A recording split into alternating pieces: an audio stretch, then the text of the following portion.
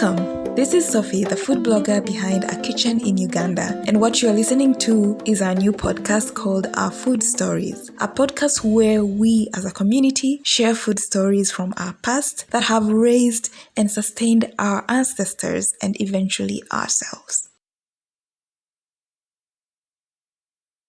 Episode 5.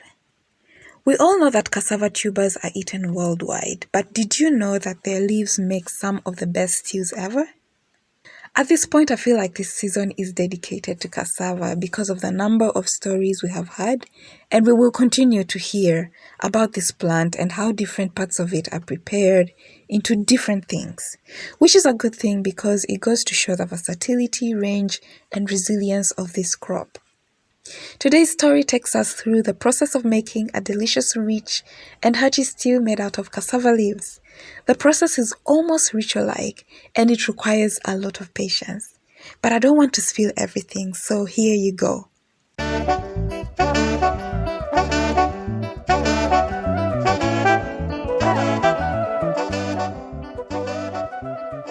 My name is Jaira Kandunaho. I am 21 years old. I am Ugandan by nationality and I'm currently living and studying in the UK. So my background, I'm basically half Ugandan and half Rwandese. So my Ugandan background is I'm a Muhima by tribe from southwestern Uganda. And then I was born and raised in Kigali, Rwanda. And I do have some ancestral background in Rwanda. But I grew up basically and studied in Uganda and have my family and I, we have moved to Uganda, so that is where we are based at the moment. That is where I call home. The recipe I'm actually going to be talking about today is called Isombe.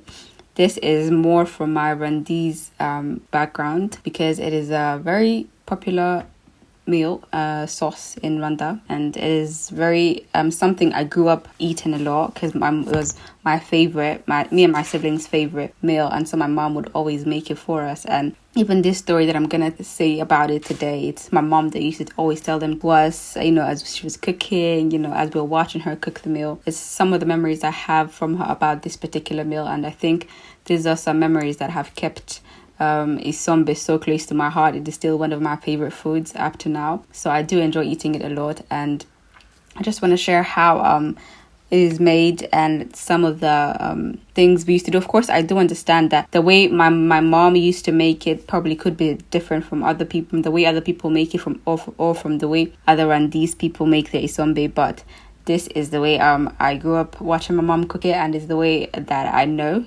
she makes it delicious. So it's just an honor to share it with you today. So basically, Isombe is a sauce that is made from cassava plant leaves.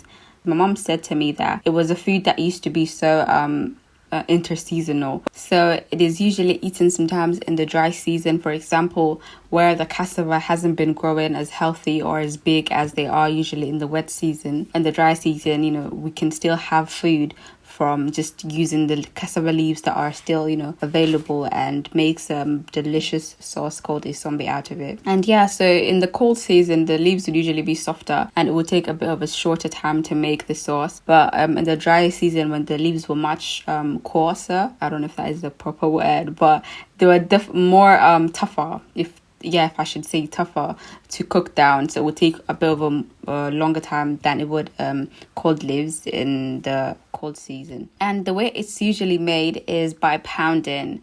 So you get the healthy leaves off the tree, of the cassava tree, and you cut them off. And after you've gotten enough for you and your family, or for you and whoever you're cooking for, or for yourself, the local way that we usually used to make it, of course now with technology it's a bit different. So how we would do it, we would get the leaves and put them in a large mortar, which had a wooden pestle as well. So in our language, we used to call it ishekuru. And it's basically like a large mortar, and we just put them in there. If you'd like, you can pound it with the spices in it. So with the garlic, the green pepper, the parsley. There was also some spring onions, some pepper if you like pepper in your food. And you can either pound them and grind them together, or if you don't like, you can do that separate from the leaves. But of course, in this age of technology, people usually just use a mincer and put the leaves in there and just mince it out, and it comes out more like crushed leaves. And that can be as well used as well in this time of technology. You don't have to stay with the age of the ishakuro. And so I do remember my mom would help her with the pounding, and it was always so hectic for us because the mortar and the wooden pestle were actually super large, so it was a bit of a task, but we enjoyed doing it because we knew a good meal and a delicious meal was coming at the end of it. So after that, we would she would get a large saucepan and put in the leaves, and with some hot water. It is important to know that you can't really make nice isombe with cold water. You have to have a kettle or have a stove on the side where your water still is boiled up, so you can use the hot water for the isombe. So you should get a large saucepan and put in the isombe with the cold water and put it to start boiling. Yes, so in the meantime, if you've not mixed the spices or the vegetables in the pounding, you can start doing it aside. And I remember when I just come from Rwanda, we used to still mix our English with French, because that's what we used to speak when we were still younger in Rwanda. And we used to call green pepper poivro. It was just how we used to know it. And like we used to call lots of things by their French names, because that's what we grew up calling them as. But of course, it later went away once we learned English. And so the thing about Isombe is that you have to be patient with it. It's a sauce that cooks for over 5 hours. So you have to be ready to be patient with the meal for it to taste good and for it to come out the best that it can be. So once you put it with the water and the Isombe and the cassava leaves, the minced cassava leaves in the saucepan, and you start letting it boil, you can mince the garlic, poivro, green pepper, spring onions, pepper with some spices on the side, and then mix it. After, you can keep adding water as well. It's better to not put lots of water for it to like drain. It's better to just keep adding slowly so that the taste cannot be overwhelmed by the water. Yeah, it's good to just let it, when you see the water is going down too much, you just add some of the boiled water so it does not burn. Yes, so would use that and then put the spices in. Put beni, salt, pepper, some roiko for my Ugandan people, and olive oil, all of that good stuff. So put in the spices. And the thing is, a secret tip we have for the water that is used in Isombe, we use this specific thing. It's called echonde. This one is by its Runyankole name from Western Uganda. So echonde is basically rock salt, and it is salt in its rock kind of form. So you just get a piece of it and put it in. And the reason why we put it in the water that we put in the isombe is because that the salt breaks down the hardness of the cassava leaves, so it makes it cook faster for you. But if you do not have the ichonde, which is the rock salt, it is fine as well, but just because it's going to take so much longer for the isombe to get ready. So we highly recommend, if you can find the ichonde, it's better, because it makes the cooking process much faster than it would be without it. Yeah, so in the water that you add to the isombe, it's highly recommended. Not putting a lot, of course, because no one wants a lot of salt in their food, but just enough salt that will help the isombe and the cassava leaves cook better. So after that, once it has cooked for about 2 hours, maybe 3, and it started thickening up a bit, you can add some meat. So for this particular time, it's according to preference.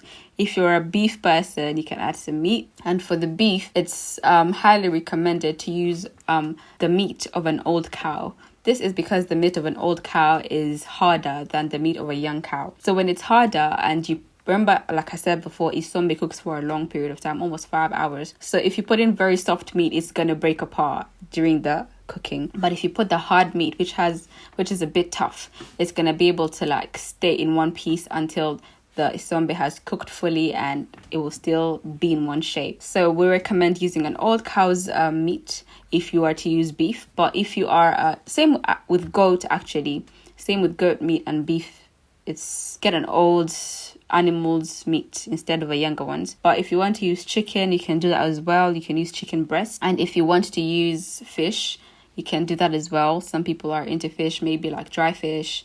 So that can work as well, depending on your preference for the meat. And after you've put in the meat, you reduce the heat. Now, this is the time to let it soak in and to just cook properly. And usually we put in some groundnut powder. If you have groundnut powder, it can work as well. But the best, to bring out the best taste that my mom would make, she would use something called chipotle. This is it. I don't even know where this name is from, but in Uganda, it's what we know, what we usually call peanut butter. It's a specific kind of peanut butter. It's not like the Western kind of peanut butter. It's the different kind, the one that's made from out of like groundnut, without adding too much processing or anything. It's just, I don't know, if you're Ugandan, you're going to understand what I mean. But if you're not from Uganda, then it's a bit difficult. You just have to find out once you get there and ask to see chipotle. So we use that. That is the preferred one. You can use groundnut powder if you have if you don't have access to the chipotle or the peanut butter. But that peanut butter would be the best to make everything just thicker and to cook properly. So once you put that in, you put in some palm oil from Nigeria, actually, some red palm oil. And once you put that in, you just reduce the heat and let it sit and cook. At that point, you can add some more water so it can kind of evaporate and just cook properly. Once it has thickened, that is when you know it's ready. Of course, you can test here and there, but I feel like Isombe is a kind of meal where my mom would never allow us to taste it, because once you keep eating it as you're cooking, by the time it gets ready, you're exhausted of it, you're tired of it. So it's better that you just let it be. Just embrace the scent, the good scent. And maybe at the end, when you want to test that everything is ready and the leaves have softened and it's now a smooth sauce, that is when you can taste it. And the thing about Isombe, the secret tip is on the day that you cook it, it's not going to taste as good. It's going to taste amazing, but it's not going to taste brilliant like it would. But once you leave it overnight and wake up the next morning and taste it, it's going to taste beautiful. It's going to taste amazing, scrumptious, delicious, every good thing. Because it's one of those meals that taste better after they've stayed overnight. So yes, that is, I remember we used to eat Isombe with some white rice, or we used to eat it with semolina, which is a kind of posho that is made with yellow grain. Or with posho as well, or with matoke. But I do remember, or cassava as well. Like, it's just something you can eat with different kinds of food. So I highly recommend trying Isombe if you ever have the time.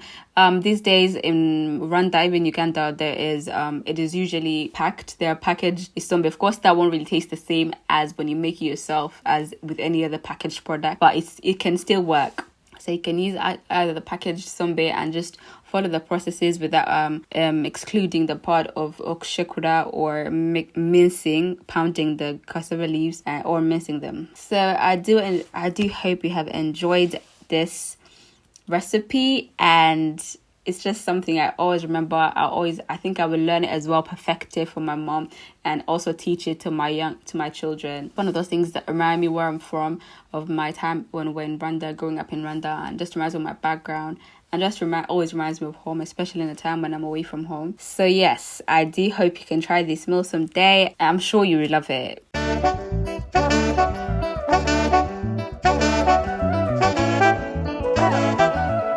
Thank you, Jaire, for sharing this story with us.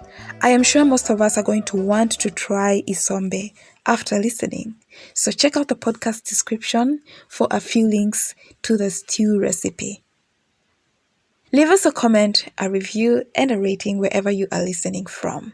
Connect with us on the socials using #OurFoodStoriesUG. And if you have a story or know someone with a food story they'd like to share, send us a DM at A Kitchen in Uganda on Instagram to contribute. See you in the next episode.